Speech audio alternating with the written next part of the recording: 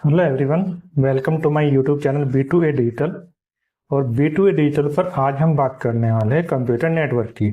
Computer network हमारा एक ऐसा सब्जेक्ट है जो हमारा डिप्लोमा इन कंप्यूटर साइंस और बीटेक में बड़ा ही वैल्यूएबल सब्जेक्ट है। और बीटेक में तो बड़ा ही वास्ट की बुक जो सिलेबस है वो भी बहुत बड़ा है।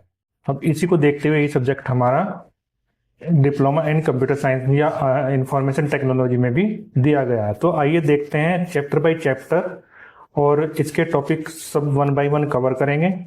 तो जैसे बात करते हैं कंप्यूटर नेटवर्क होता है क्या है। तो कंप्यूटर नेटवर्क जो बेसिकली होता है वो दो या दो से अधिक कंप्यूटिंग डिवाइस या कोई भी नेटवर्क डिवाइस हो उनका आपस में इंटरकनेक्शन होता है। वो आपस में अगर जुड़ी हुई हो और एक दूसरे के साथ डेटा शेयर कर रही हो या कोई रिसोर्सेज शेयर कर रही हो या कोई सर्विसेज शेयर कर रही हो तो उसको हम आसानी भाषा में नेटवर्क कह सकते हैं। जैसे फॉर एग्जाम्पल दो या दो से अधिक कंप्यूटर अगर आपस में जुड़े हुए हैं और उन कंप्यूटर के साथ में कोई प्रिंटर भी जुड़ा हुआ है तो हम कंप्यूटर एक या कंप्यूटर दो जितने भी कंप्यूटर हैं उन सबसे अगर हम कमांड देते हैं वन बाय वन तो प्रिंटर उनकी सभी रिक्वेस्ट को पूरी करेगा और प्रिंट निकाल देगा। इसका मतलब ये वो प्रिंटर और जो कंप्यूटर आपस में जुड़े हुए हैं वो एक नेटवर्क की तरह काम कर रहे हैं।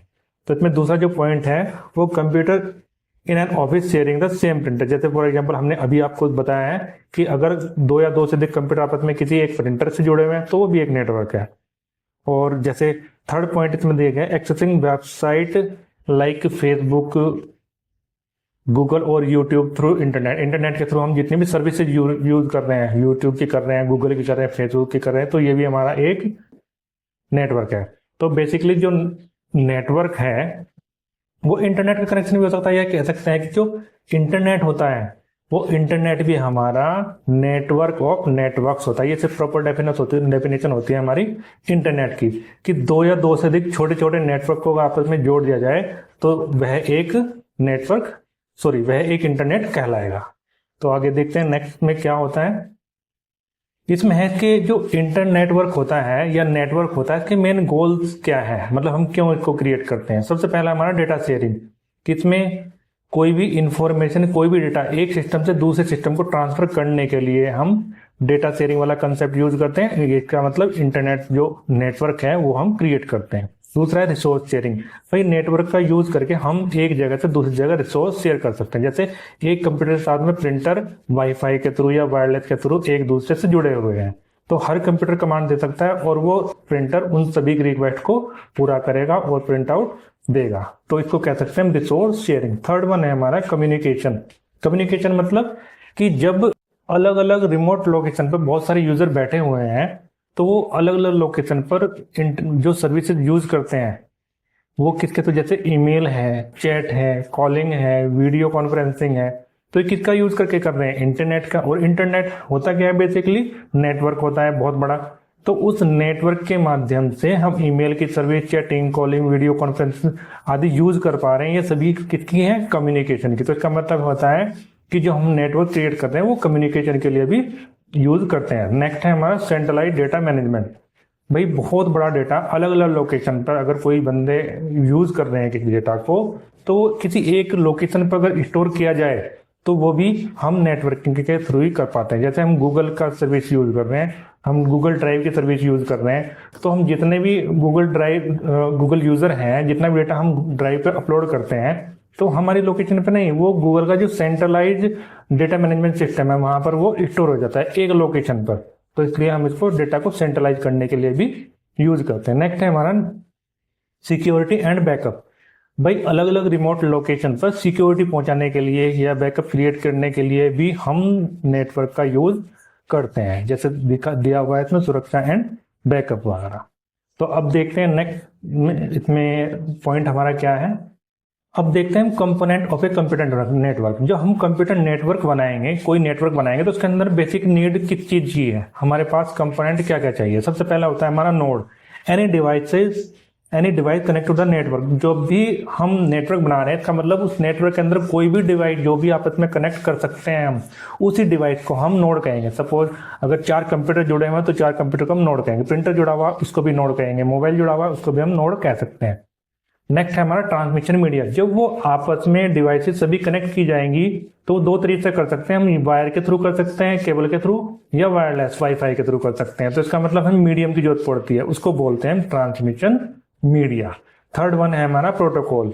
अब डेटा एक जगह से दूसरी लोकेशन पर जाएगा तो कुछ रूल्स और रेगुलेशंस फॉलो करने पड़ते हैं। इसका मतलब हमें प्रोटोकॉल यूज करना पड़ेगा। जब प्रोटोकॉल यूज करना पड़ेगा, प्रोटोकॉल पर हमारा रहता है TCP IP, transmission control protocol and internet protocol, जो हमारे डेटा ट्रांसमिशन को कंट्रोल करता है। नेक्स्ट हमारा है server. Server it means a powerful computer that provide services. भाई अगर दो या दो से अधिक कंप्यूटर, सपोज दो कंप्यूटर आपस में किसी केबल के थ्रू जुड़े हुए हैं, तो इसका मतलब ये है उन के कंप्यूटर में एक क्लाइंट का काम करेगा और एक सर्वर का काम करेगा एक समय पर। उसी दूसरी टाइम पर वो दूसरा जो क्लाइंट था वो सर्वर का काम करेगा, जो सर्वर है वो क्लाइंट का। फॉर एग्जांपल अगर दो लोग आपस में फोन पर बात कर रहे हैं, तो अगर जो बंदा बात कर रहा है वो हमारा क्लाइंट हो गया और जो सुन रहा है वो हमारा सर्वर हो गया। फिर दूसरे केस में जब वो सुनने वाला है, जब वो बात करेगा, इसका मतलब वो डाटा ट्रांसमिट करेगा, तो वो हमारा क्लाइंट का काम करेगा, जो सुनना है वो हमारा सर्वर का काम करेगा। नेक्स्ट है हमारा क्लाइंट और सर्वर। दूसरा है एक device that use the services, जो भी सर्विसेज यूज कर रही है। जब जैसे हमने अभी एक एग्जांपल बताया था फोन का, तो उसमें दोनों ही नोड जो रहेंगे वो एक समय पे एक क्लाइंट का काम करेगा, दूसरा सर्वर का काम करेगा। नेक्स्ट है हमारा राउटर। राउटर क्या होता है? एक डिवाइस जो डेटा के रूट को मैनेज करती है। राउटर की डेफिनेशन प्रॉपर यह है कि कोई भी ऐसी डिवाइस जो डेटा को ट्रांसमिट करने के लिए एक सुटेबल, एक उचित रास्ता ढूंढे जिसके थ्रू डेटा हमारा क्लाइंट से सर्वर तक पहुंच जाए। लेकिन कंडीशन दूसरी यह भी है कि वो रास्ता डेटा पहुंचाने के लिए सबसे छोटा हो। तो ये हमारा बेसिकली राउटर का काम है। अब देखते हैं नेक्स्ट स्लाइड में हमारा क्या है।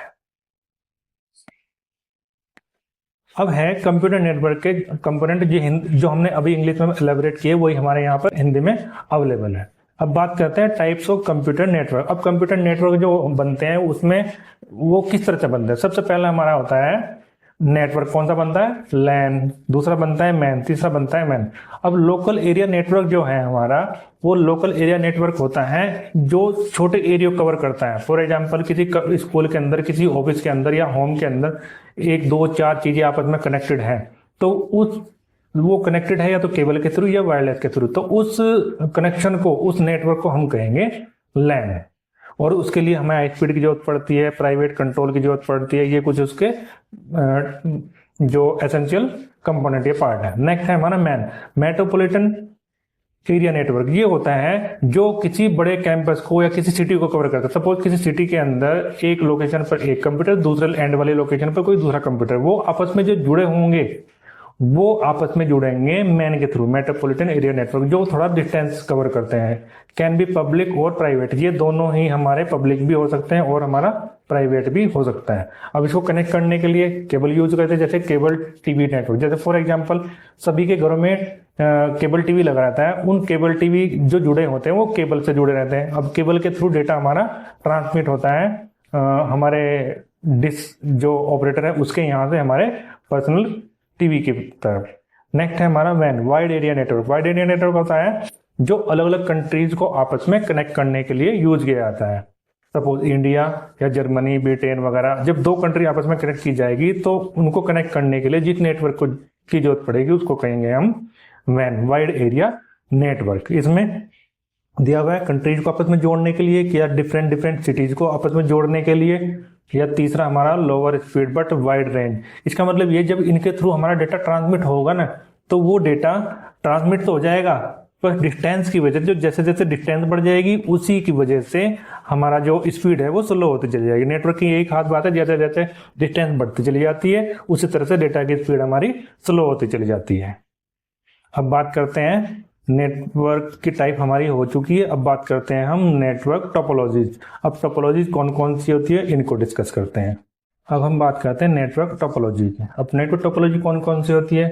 अलग अलग तरीके की होती है, बस इनमें हम डिस्कस कर लेते हैं। बस, स्टार, रिंग, नेट ऑफिस। बस टोपोलॉजी क्या होता है? दो या दो से अधिक कंप्यूटर को आपस में जोड़ने के लिए जिस भी मेथड का यूज किया जाता है, जिस भी वे का यूज किया जाता है, जिस भी डायग्राम या ब्लूप्रिंट का यूज किया था, उसी को हम टोपोलॉजी कहते हैं। सबसे पहले हमारी बस all devices connected in a line simple but shared bandwidth. इसमें क्या होता है, जितनी भी डिवाइसेस होती है सिंपल एक केबल से आपस में कनेक्टेड रहती है, जिसको हम बस टोपोलॉजी कहते हैं। स्टार टोपोलॉजी में क्या होता है, एक स्टार का फॉर्मेट रहता है, एक बीच में सर्वर रहता है और उससे चारों साइड में, चारों पांचों साइड में जितनी भी है डिवाइसेस आपस में कनेक्टेड रहती है, तो उसको हम स्टार टोपोलॉजी कह देते हैं। जैसे किसी स्विच के थ्रू एक, दो या दो से अधिक कंप्यूटर डिवाइसेस आपस में जुड़ी रहती है। नेक्स्ट है हमारा रिंग टोपोलॉजी। रिंग टोपोलॉजी में हमारा जितनी भी डिवाइस है वो एक सर्कुलर पाथ में आपस में जुड़ी रहती है। एक सिंगल केबल के थ्रू भी जुड़ सकते हैं या डबल केबल के थ्रू भी जुड़ सकते हैं। तो इसमें सर्कुलर फैशन रहेगा, data flow in one direction. अगर सिंगल केबल से जुड़ा होगा तो उसको हम सिंगल डायरेक्शन डेटा फ्लो होगा, और अगर डबल लाइन से हो तो डबल डायरेक्शन में एक सेम टाइम पे फ्लो हो सकता है। नेक्स्ट हमारा मैथ टोपोलॉजी। मैथ टोपोलॉजी में कोई भी खास पर्टिकुलर मेथड नहीं है। मैथ में कोई भी एक कंप्यूटर दूसरे से आप किसी भी डायरेक्शन में जुड़ सकता है। बट मैथ टोपोलॉजी की एक डिसएडवांटेज ये है, इसमें सभी कंप्यूटर एक दूसरे से जुड़े रहेंगे। जब एक दूसरे से जुड़े रहेंगे तो उसमें जो वायर है या पावर है उसकी ज्यादा जरूरत पड़ेगी, तो ये इसकी एक डिसएडवांटेज है। अब देखते हैं हम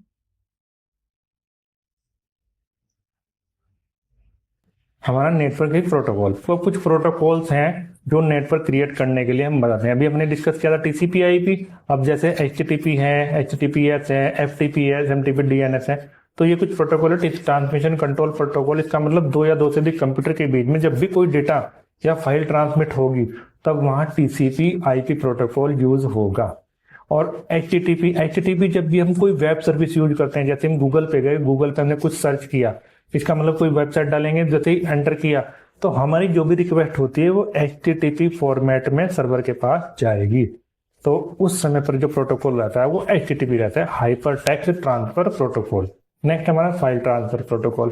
फाइल ट्रांसफर प्रोटोकॉल वहां यूज होता है जब किसी नेटवर्क के अंदर हम कोई फाइल एक जगह से दूसरी जगह ट्रांसमिट करते हैं, जैसे मेल में करते हैं या किसी ब्लूटूथ के थ्रू हम फाइल ट्रांसमिट करते हैं, तो उस समय हमारा जो प्रोटोकॉल यूज होता है उसको कहते हैं हम एफटीपी।